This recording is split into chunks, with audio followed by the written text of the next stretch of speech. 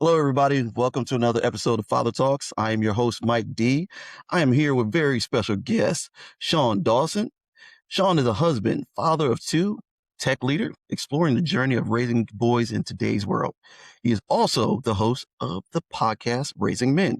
Sean, thank you. Welcome to the show. Mike, thank you so much. I'm honored and privileged to be here. I love it, man. I'm excited to talk to you. So give us some of your background. Yeah.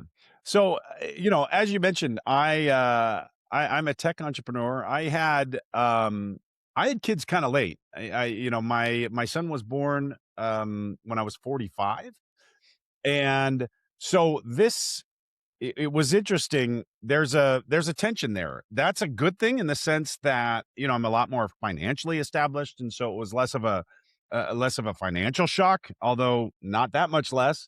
And I'm, I guess, wiser. I've been around the sun a few more times, and so it's a little bit easier. Yeah, one of the most important things I think, if there's one skill that you have to have when you have a kid, it's what I call staying in the Sherlock brain, not getting Okay. triggered, right? You have the Sherlock Holmes brain and you have the Conan the Barbarian brain. And the instant you drop into the Conan the Barbarian brain around kids, things start going haywire. And so, that's a little bit easier as you get older. But I'm also way more distant from the experiences that my son has. And so that that proved challenging. That was my experience with the kids. I also I also kind of noticed that I have a son and a daughter. My son is 7 right now and my daughter's 3. And when I look at the experiences that they're having as they start to rub up against the culture, I find that my daughter is gonna get welcomed by the culture with open arms.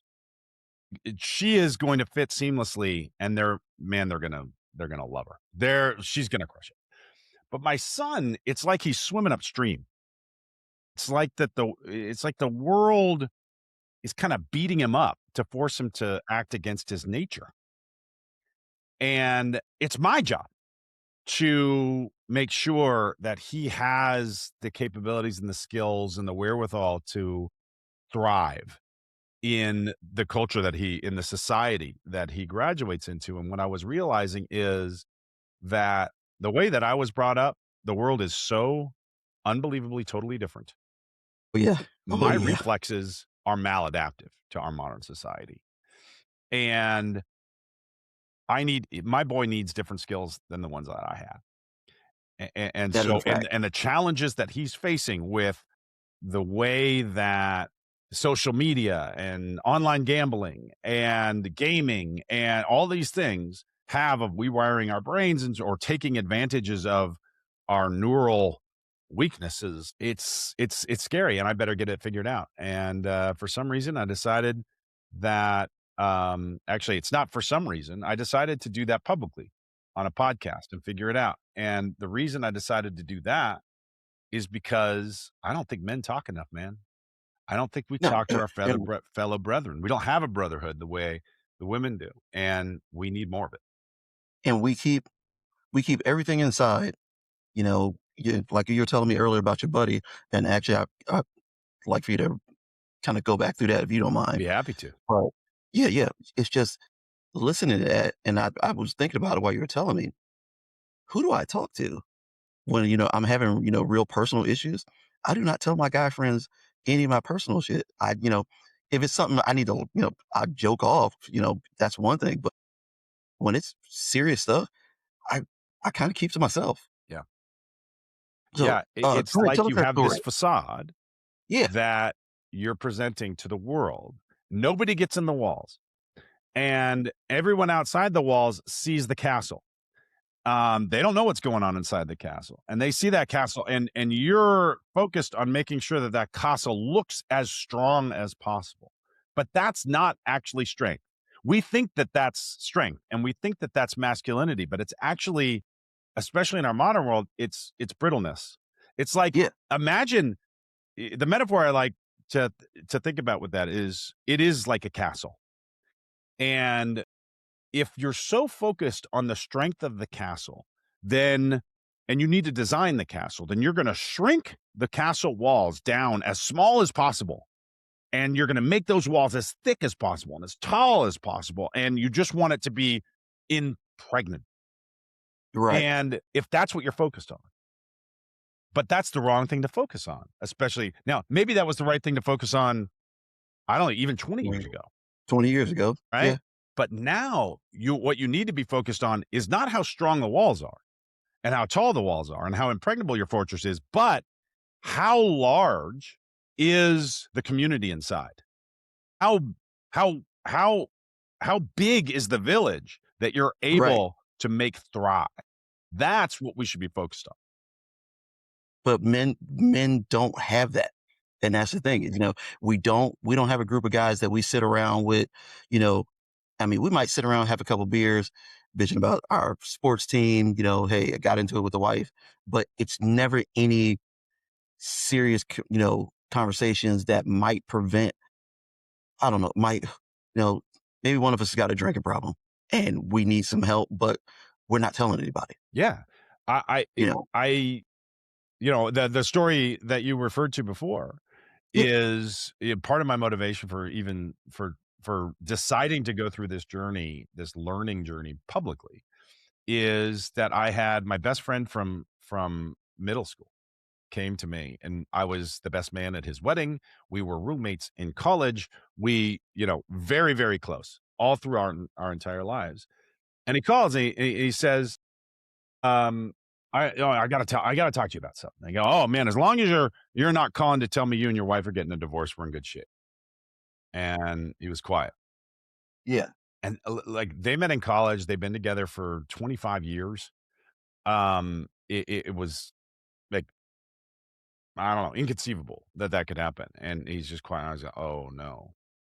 And he goes, "Yeah, that's what the deal is." And I go, "Oh man, we gotta do something about this. We gotta fix it." Like it was a new problem. He goes, "This isn't a new problem. We've been in therapy for 10 years, and I finally decided that it's time to call it." And he started describing the stuff that he'd been going through for the last decade. I was like, "Dude, we're like best friends. How do I not know any of this? How is it that you went through this stuff and you didn't share it with me?" And I felt betrayed by that. And then I realized, wait a minute, I've got all my own version of that. I've got all sorts of challenges and stuff, and I haven't been sharing it with him either. So what kind of friend am I? At first I felt, what kind of friend am I that he didn't feel comfortable sharing that with me? And I'm like, wait a minute. What kind of friend am I that I didn't give him the opportunity to give me support? And as soon as I kind of reframed it like that, I said, there's something wrong with us. There is a cultural problem that we have where, it's the Marlboro man, oh, I'm so tough and I can do it alone thing. But that's a myth. There is nobody whom you admire that got where they are by themselves. They're all standing on the shoulders of giants and they all have people that help them out. And maybe it looks like they're a superstar and just crushing it all by themselves, but they have an army of people at their back pushing them forward. And we have a duty to each other and to ourselves to make sure that we're availing ourselves of those resources. Right. So I was on with a guest the other day, and he's a father of three.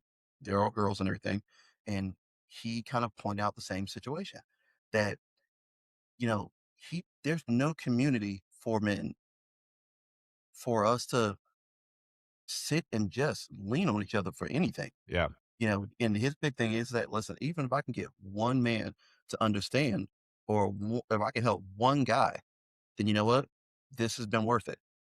You know, finding just a space for us to, and I'm not saying for us to just go and bitch about dumb things. I'm saying real conversations, things that guys are really struggling about. And and I apologize because you know what, I can't say that what one person is going through is dumb.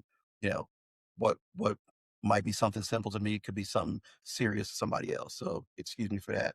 But we as a group, and I've got a ton of associates. But now I think about it, I got one or two friends and I'm still not even using them to lean on or to talk to. That's right. Yeah. I'll Like, bet you how is people have that been your possible? friends for 30 or 40 years, Yeah, and yet why not? And so, just ask yourself why. Why don't I feel comfortable? And it's gonna probably boil down to I don't feel like it's manly to be vulnerable, yeah, and that's not true.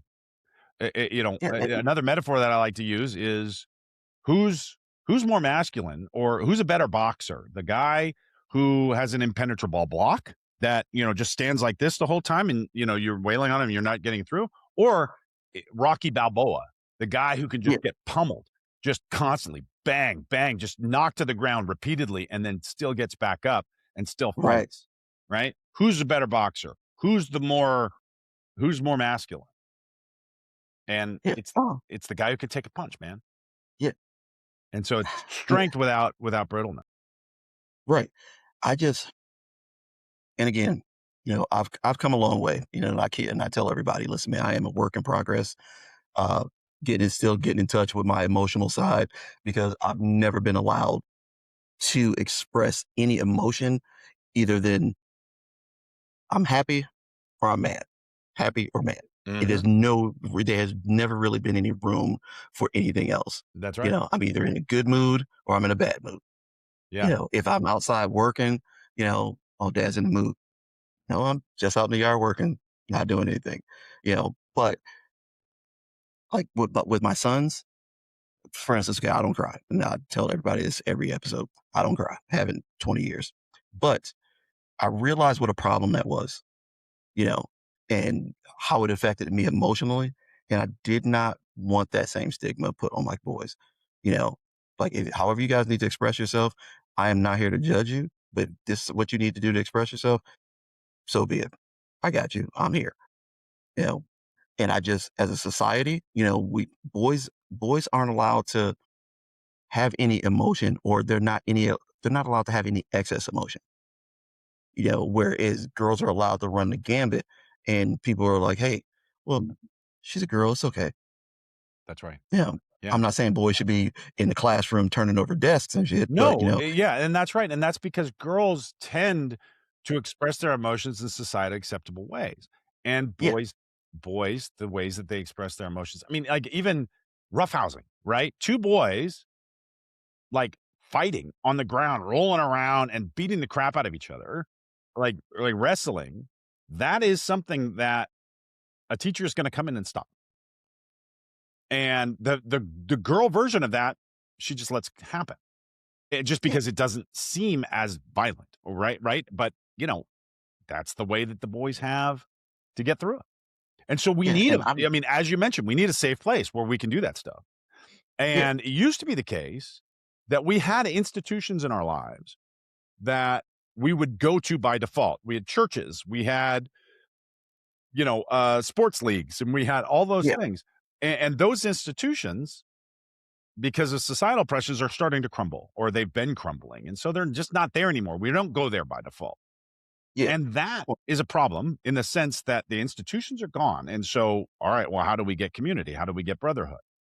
But it's also an opportunity in the sense that we get to be intentional about it, and we get to design these things from scratch in a way that works for us. And right. so, like, but we have to do it. And if we don't, it's not going to happen by default. And we're going to end up with, just continuing on what I think is a masculinity crisis. I guess these are what we're doing right now, these conversations, hey, it's a small step, to fixing things. But how do we get more men on board? More men okay with saying, you know what, hey, listen here, you know what, brother, right? You're right. I do need some help.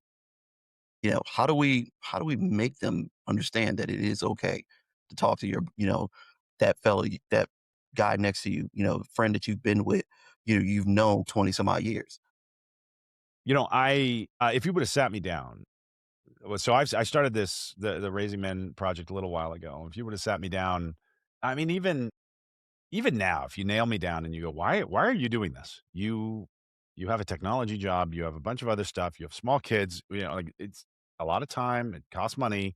It's not like, it's not like going to be a business for you. Yeah, "Why are you doing this?" I don't actually have an answer. It's almost like if I were a religious person, I would tell you that I'm being drawn to it. yeah, same. I And, feel the same way. God is pushing me in this direction. And, um, but I can't intellectually rationalize why it's worth it to me.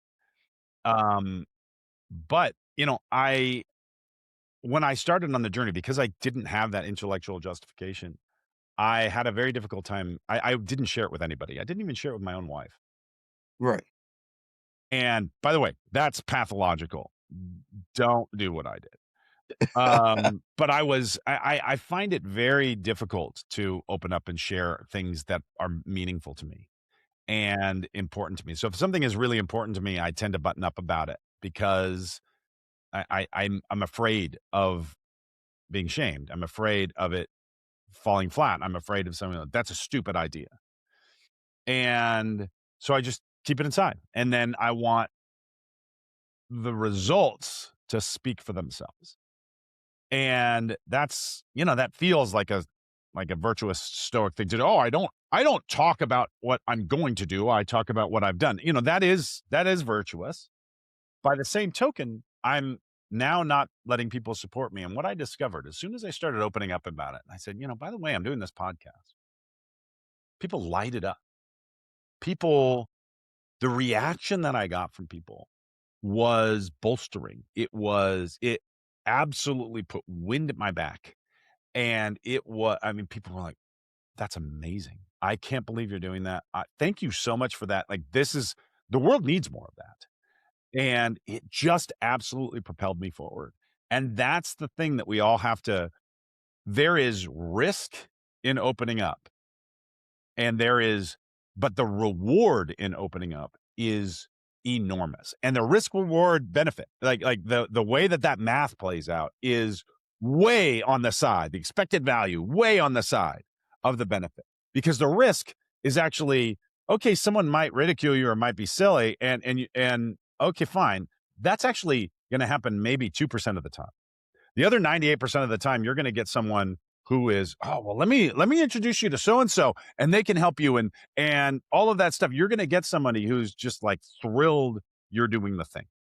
And that's the thing that this started 18 minutes ago with you asking, "How do we get more men to be vulnerable and open up?"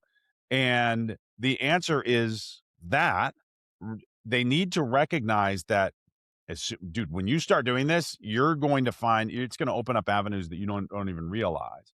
And the Yeah. second thing is they need to know how to find people to the communities of people. And you know what?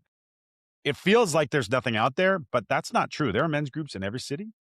There are online groups that, you know, the assholes are able to get online and find each other. Why can't we? Yeah, and listen, man, I through this journey, and again, so I started podcasting honestly like 2 years ago. Wow, yeah. I started doing it, and I didn't feel supported, and I didn't and granted, I didn't tell a whole lot of people about it. I said, "You know what? This ain't for me." So I just I stopped. Then Interesting. about 6 months ago, 4 months ago, I got this bug up my ass. I'm like, "You know what? I really need to do this." Someone was telling me, "Hey, I wanna stick with this," and so far, the feedback has been great.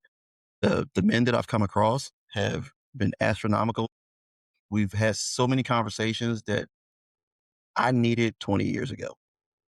The having having a community of people, even when I was a young father, you know, having people in place that could have directed me would have definitely helped me with some of the hurdles, that I encountered. Again, no regrets now, but I want to make sure that young dads today don't have to go through the same things that I went through, and there's no resources or there's no family.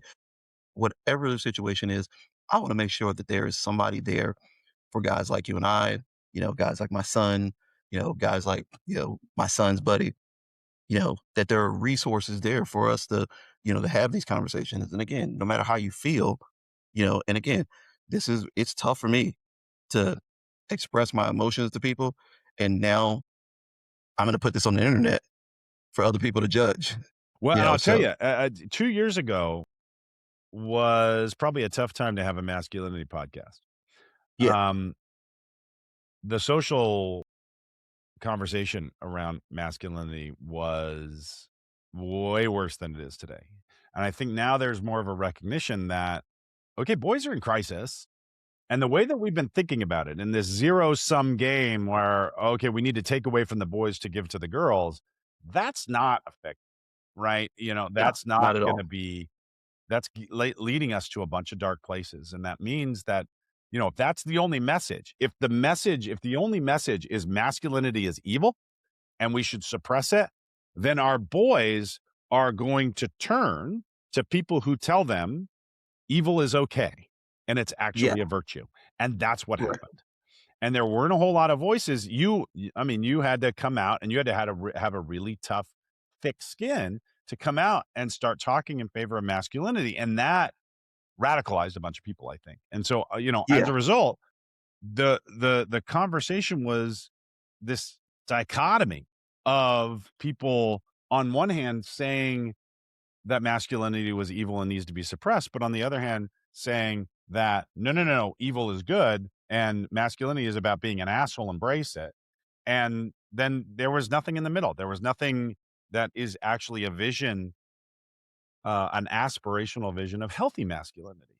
And anytime, as a result of that, anytime you came out and you said, no, no, no, being a man is a good thing, then all of a sudden everybody thinks you're one of these guys and you want to, you know, take women back to the 50s. Like, no, no, no. Like, I'm thrilled with the fact that my wife is a very successful attorney and is crushing it in her job. And like, I can help support her in that. Like, I want that. And I want that she could have that in our culture now. And that's good. And that doesn't necessarily take away. It doesn't take away from me. The fact that she's successful doesn't take away from me. And the fact that I'm successful doesn't take away from her. It's a 1 + 1 = 3 situation. right. I wasn't raised in a household where there were traditional gender Mm, roles, excuse me. You yeah. know, we didn't come up like that. Both of my parents worked, and both of my parents contributed to everything that went on in the house. So for me, growing up, I never looked for a housewife. If that was your goal, I was the wrong person because I always wanted a partner in everything. Yeah. Me So too. I didn't want to be the person, previous relationship, I was the person who made all the hard decisions, and after a while that wears on you, because what if I'm wrong? I've got nobody to talk this out with, you know, and then when it comes to the health of your child, I'm making these decisions all by myself. It's daunting, it wears you down. And simply now I don't want other people to go through that. I want other people to be able to say, "Hey, you know what? I've got a resource. You know what? I'm going to talk to these guys." And I'm not an expert on anything.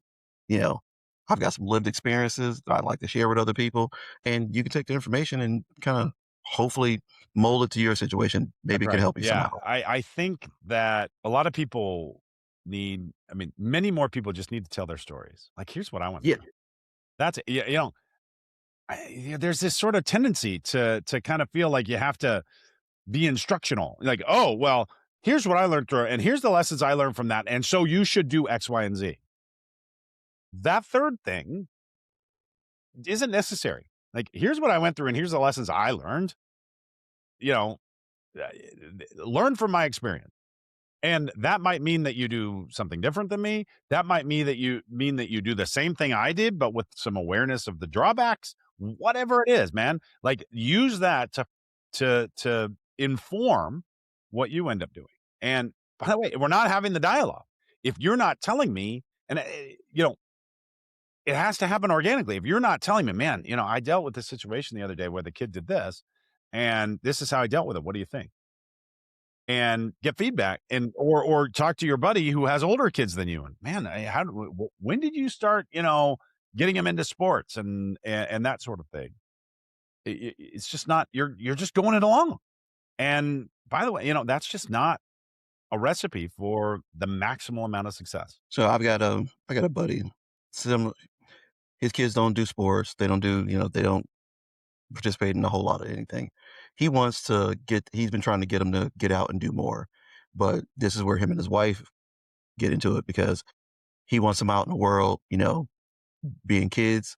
She's okay with them sitting in the house being on tablets. And it's caused a lot of frictions in their house, because he wants kids to be kids and not always be bound by their electronics and that. And again, like I said, it's causing a lot of problems because, she's sheltering. He feels like she's sheltering him from, from life. He tried to get him into sports, and she said no. She let him quit after they paid for it. And I'm thinking to myself that's that is a terrible recipe because one, you're teaching him that it's okay to quit something after you invested Yeah. into it. Right. You Yeah, know, after you decided to do it, you need to stick it out. But then yeah, you gotta be able to you wanna give them the agency to decide not to do it also, and yes. so there's a tension. So everything in life has a tension. Yeah. I don't know. What do we do? Yeah, Because that so, makes I mean, what that brings to mind to me is that sounds to me like there might be a fundamental disconnect with the principles and the method to accomplish those principles between your friend and his wife. And right. it like, you really need to get on the same page. And that's not an argument about how much tablet time they should have. Like, and that's oftentimes that's the way it will present. Like, "Oh, I think they should be on the tablets a lot. I want them to play soccer," whatever it is. Like, Yeah, that's not the right discussion, and it's not the right time to have the discussion. The right time to have the discussion is we need to kind of schedule it and talk about, what is our philosophy here? What are our principles here? And then the right discussion is about those principles. All right, well, how are we thinking about, like, I want to make sure that our kids are engaged in activities that further that improve them. right, And, sitting there watching Minecraft YouTube videos is not, at least if that's all they do. By the way, my kid watches a lot of Minecraft YouTube videos, yeah, and he's only 7. And when I see what he can do in Minecraft, as a result of seeing what these other people are doing in Minecraft, it's actually incredible. What he's created in his little Minecraft world is unbelievable. And there's a tremendous amount of creativity and capability involved. And a lot of the future is going to be how do you thrive in this digital world? right, And, like when I was young, I played tons and tons of video games. And then I became an electrical engineer and made my career as a software developer and then a technology executive. And that worked out for me. But my dad thought, he was, you should be out there playing sports and stuff like that. And I also needed to be out there playing sports and I needed to do more of it. I needed to connect that with my into my being. And in fact, I ended up taking up sports much later in life. And I really regret not doing more of that when I was younger. And so, again, there's a tension. And his wife has some wisdom there, and he has some wisdom there. And they need to figure out what are their principles going to be that in order to move that forward. And a good principle, like you keyed on it too, is we don't quit something once we've started it. Now, right. we're going to decide, okay, we're going to sign up for this, and it's 4 weeks of basketball practices, and then at the end of 4 weeks, we'll decide whether we want to continue or not. That's fine, Exactly. but it's not fine to quit in the middle of the 4 weeks. And see, so I used to coach little league football. Excuse me. Bless you. Excuse me, it's contagious. Right. So I used to coach little league football, and I found that a lot of parents they involve their kids in sports, but aren't aware that things come with you don't get things without work. Okay. So our it brings me to fathers and discipline. Yeah, and I'll circle back to the football thing, but you mentioned on the show, discipline is one of the hardest topics for fathers. Why do you feel that is? Because it's because the way that we were raised is maladaptive to our current world. I think, I mean, when I grew up, it was kind of a you will respect my authority Me thing. too. And I had an amazing dad, and I had an amazing family, amazing childhood. My dad was a sportscaster. He worked really, really, really hard, and he was at the top of his game. My mom was absolutely incredible. My dad was kind of more of a peer to us than a father figure, and my mom was really, really the parent more so. I mean, my dad was also, he would come in and drop the hammer if we ever needed, but that was his role. His role was he was the beast that my mom was gonna call in if we didn't fall in line.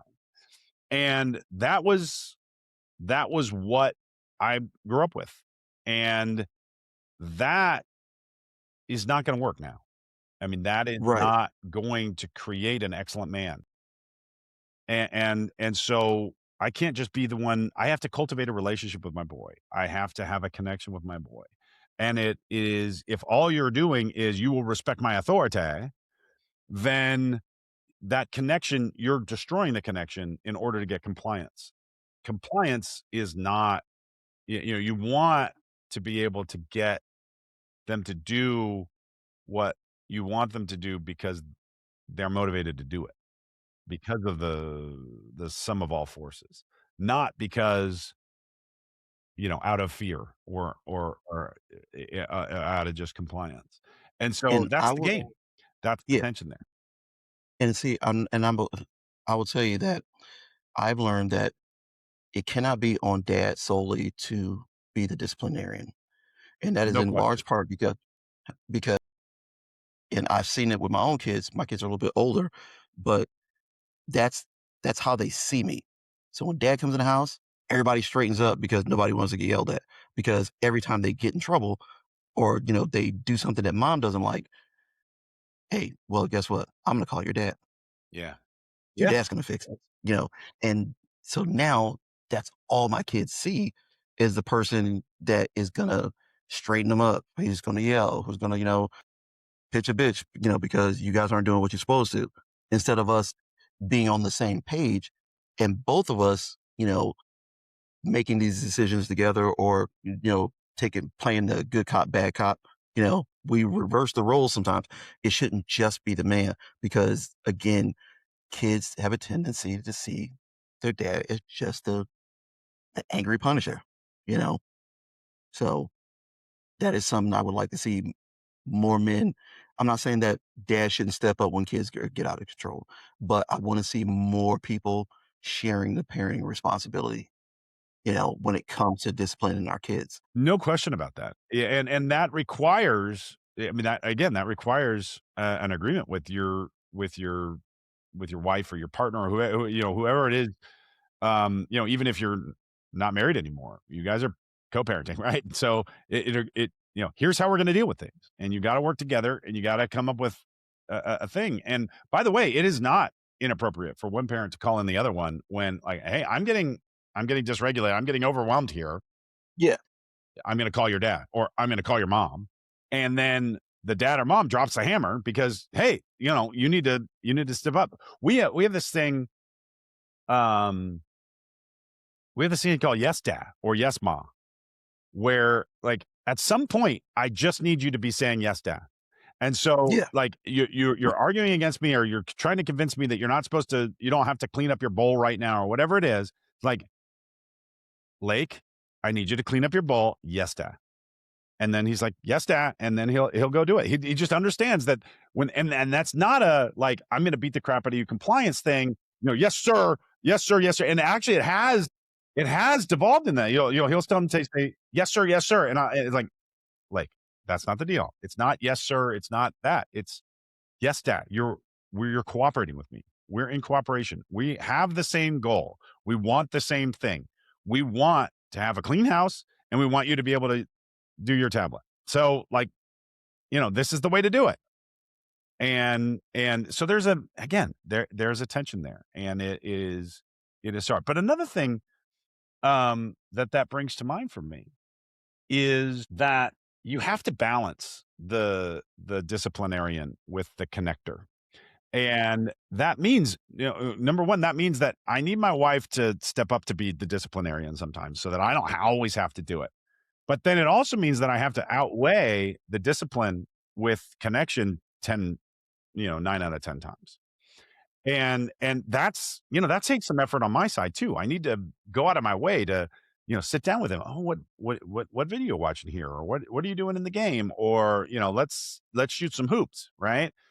And the thing is, like, I found when I first became a parent, my reflex for everything was just to say no about everything because I didn't want to do this thing. I didn't want to go through the effort in those things. And what I realized is that no, I need to say yes unless I have unless I have a good reason to say no. And it turns out that my reflex was inaccurate 90% of the time. I would If I just went by reflex, I would say no 90% of the time, and it turns out that I actually don't have a good reason. And if I just constantly say no and I don't have a good reason, then my son is gonna go, "I can't actually, like, this doesn't make any sense. He's just being a jerk." Whereas if every time I say no, I have a really, really good reason, then he understands, no, no, like, it's always been the case that every time he's ever said no, there's been a really good reason, and I can that engenders trust. And I'm hoping, we'll see. He's only 7, but, I'm hoping when he gets to be in the teenage years and he really starts to stretch his legs and he really starts to insert his independence, that will be a relationship that we've cultivated where it's like, dude, like, I'm serious. You really can't stand on the hood of your car while your buddy's driving down the highway. And and that they can, so we'll see whether that works. But I know that the other thing, the disciplinarian thing, the thing that I just say no 90% of the time, that's not gonna do it. Okay. So you've interviewed your share experts. So what's some things that you've learned that's kind of shifted the way you do things?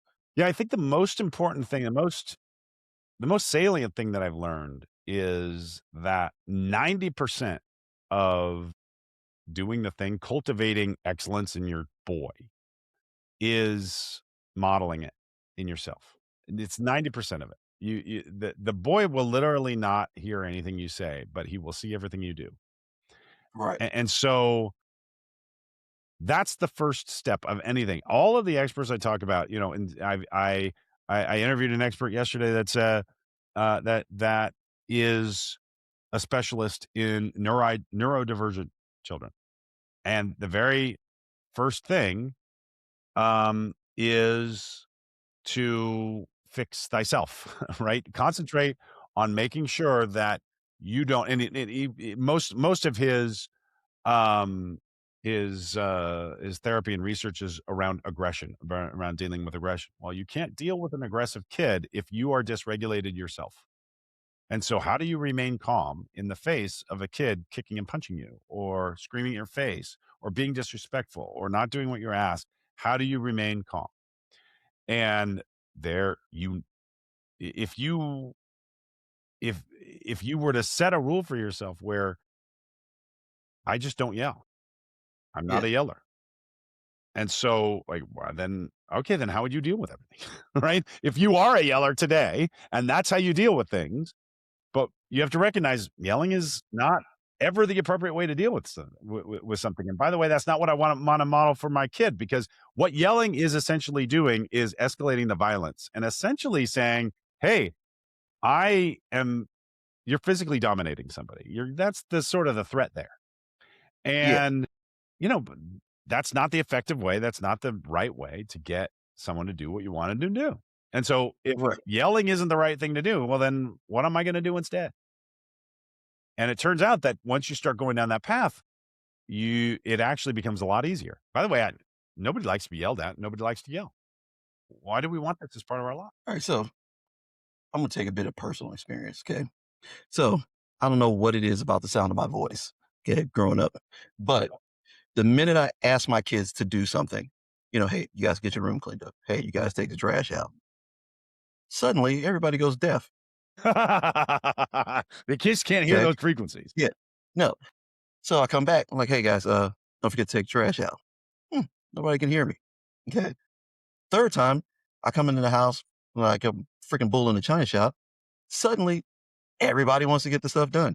I'm like, why do I have to yell to get you to do the simple things?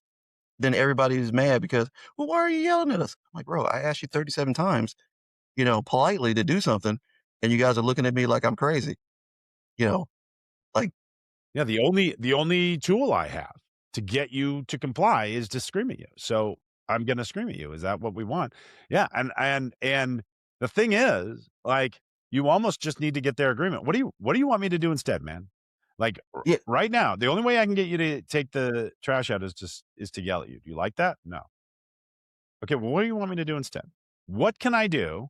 What can our arrangement be? What can our agreement be such that I don't have to yell at you? And then what that does is give them agency and they can feel independence there. And you're not destroying the connection by screaming at them. yeah, yeah. See, my kids, great kids, never been in trouble for anything. I love them to death. Of course, this is the only time, you know, they're gonna hear it now, and then I'm gonna deny it later because, it's for ratings. I don't actually like you guys. I want people to see me as a nice person. But, no, kids are great, man. I just, they're all adults now for the most part. And like I said, there's been a lot of hiccups, and hurdles for me. And I just, you know what? I'm hoping now that the things that I've learned, I can share with other people so they don't make the same mistakes. And I understand it's a process, you know, this dad thing and, being a man. It's a learning process and having the right people around you, on that journey is really important. It's the most My older important thing. boys, I used to tell them all the time, stop listening to your buddies, man. I'm telling you, everything they're telling to you is probably a lie. You know, when they're talking about sex or they're talking about drinking or this, that, and the other thing, stop listening to your buddies. It's a lie. I guarantee it's a lie. You know, and now, we have a different relationship. My kids come to me and they talk to me primarily, about adulting. We rarely talk about, uh, the emotional type things, and it's primarily because I'm a fixer. So my kids, the kids will go to their mom when they just need a hug or, they need somebody to cry with. That's their mom's thing, and I don't knock them for it. But for me, if I see you in pain, I want to fix that, That's right. Yeah. I'm and the I same way. I'm an understand sometimes, engineer. Yeah. you know, I just don't want you to be in pain. So it's not that I don't care, I just want to fix whatever's going on. So you don't have to deal with it anymore and I don't have to see you cry or be upset, you know. And I just want other dads to be able to, find a way to be vulnerable and be able to talk to their kids. Yeah. I have that same reflex. And one of the ways that I have of dealing with strong emotions is to deflect with humor. And it's always been that way. And, Yeah. like gallows humor is that's a masculine thing. Yeah. And um I had this thing that happened when my son was about 4 or 5. Um, he would start to get upset. He would start to cry, and then I would make Mm. him laugh. Yeah. And I would start telling jokes and stuff like that, and he would start laughing. One time, he he said he started to cry, started to be really upset about something, and I made him laugh. I started to make him laugh, and he started kinda laughing, and he was kinda laughing and crying. He was in that middle zone, and he goes, "Stop it, daddy. Stop it." And I go, "What?" And he goes, "Just let me feel what I feel." Yeah. I was like, "He's 100% right." Like, in order to be emotionally resilient, you need to be able to feel the emotion. You need to be able to feel it and name it, recognize it, and then choose your response. Rather than have it be a habitual click whir kind of thing, you need to be able to choose the response to that, that aligns with your values as opposed to just reacting. And my reaction was, "Oh no, he's upset. I'm afraid that that means I'm a bad dad or something like that, or I'm failing in my role as protector. So Right. I need to make him not be upset, which means, and I just habitually go to, okay, I'm going to joke around until he laughs. But that's actually not, that is serving my own male ego about, okay, well, now that he's not crying, I can feel like the protector again. It's not actually serving the long-term benefit, which is cultivating emotional resilience. And by the way, my own deflection with humor means that I'm not as emotionally resilient as I probably could be. Um, then I can, and I'm not choosing it. I mean, it's one thing to do that thing and to deflect with humor because, okay, well, we're not in a place right now where it makes a lot of sense for us to to really process this emotion. So let's get out of it by I'm going to deflect with humor, and then we'll get to another place, and then later on we can come back and address it when it's appropriate. That's fine. I mean, I'm not saying it's never okay to deflect with humor, but what I am saying is deflection with humor might be a form of escapism, Right. and that doesn't actually solve the problem. It just kicks it down the road, or it suppresses it, and then it comes out in ways that are maladaptive, and that doesn't allow you to move forward without shame or blame or any of that stuff. It keeps you stuck in this same place. And man, my kid was so wise in that moment, and I was just absolutely, yeah. I have some stuff figured out, but man, do I still have a lot. Right. And that's the thing, though. Long as we're continuing to learn, you know, I I don't know a dad or a parent that has got it all nailed down. And if you do, well, you're Come probably on the lying. podcast and tell me what the Yeah, recipe is. Yeah. yeah. Because how I parented with one kid was completely different with my other. Just personality differences, whatever. And again, I'd look back. There are things that I wish that I could have done differently, but at the same time, I'm glad they happened the way they did because it's allowed me to grow and learn from these lessons. And now that my kids are older, it's also given us opportunity to talk about some things from the past, you know, and why they were this way, why I was this way, and I've learned, even recently, that a lot of the ways I discipline or the way that I yell at the kids at times wasn't necessarily out of anger. It was a lot of times it was out of fear, because I'm worried about something happening to one of my kids, and I have got to make this very clear that you're going to do what I ask you to do. And instead of taking it and explaining it, saying, hey, I need you to not do this because the danger, you know, associated with it. And I am concerned about it. Probably would have, definitely produced better results than hey, you just going to do what the hell I say. Yeah. Yeah. It turned, so I interviewed a guy and he pointed out that, most of aggression is fear.